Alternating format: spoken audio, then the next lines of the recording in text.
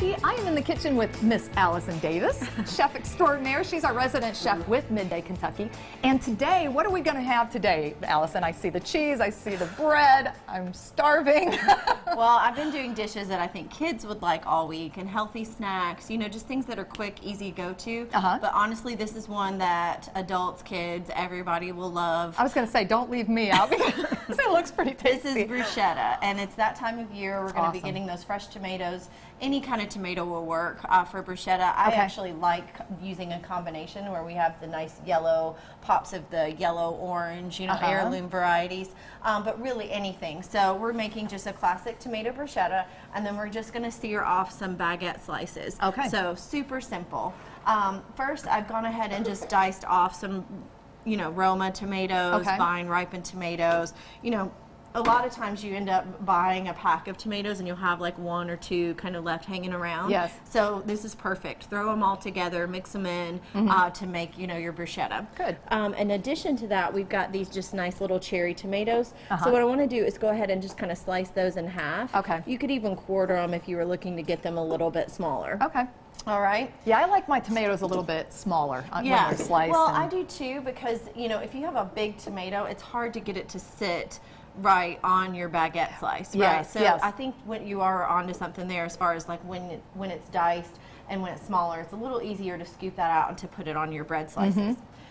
So in addition to, I'm going to make sure my flame is on here. I'm going to get a pan going because we're going to sear off our baguette slices. So I've gone ahead and just kind of slice them. But you get one baguette, and you can get probably about 25 slices out of one baguette.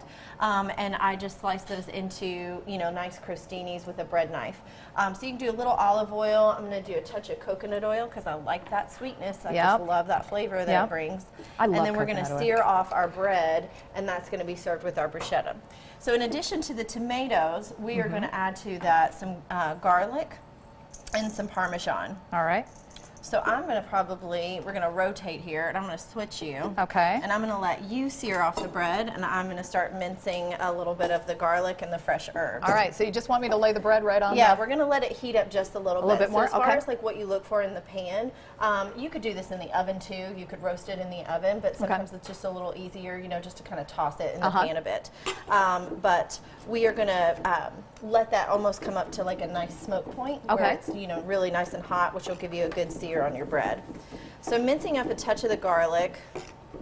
And again, the rocking of the knife, which is what I learned in the last show. She is show. learning. I am learning. That's what we're here for. It's dangerous. All right, so a little minced garlic. I don't know how you can have bruschetta without some garlic up in there. Oh, it smells so good already. All right, so we take our garlic in there with our tomatoes and our Parmesan, and then we'll take our other tomatoes in there, and really you just keep adding as much as you need, you know, for the quantity you're fixing. And then besides like basil, I like to do a combination of fresh herbs. So I've got the oregano, the thyme, a little rosemary, basil, you know, all those fresh herbs, all those herbs that you typically see in the dried Italian seasoning, but it's in fresh.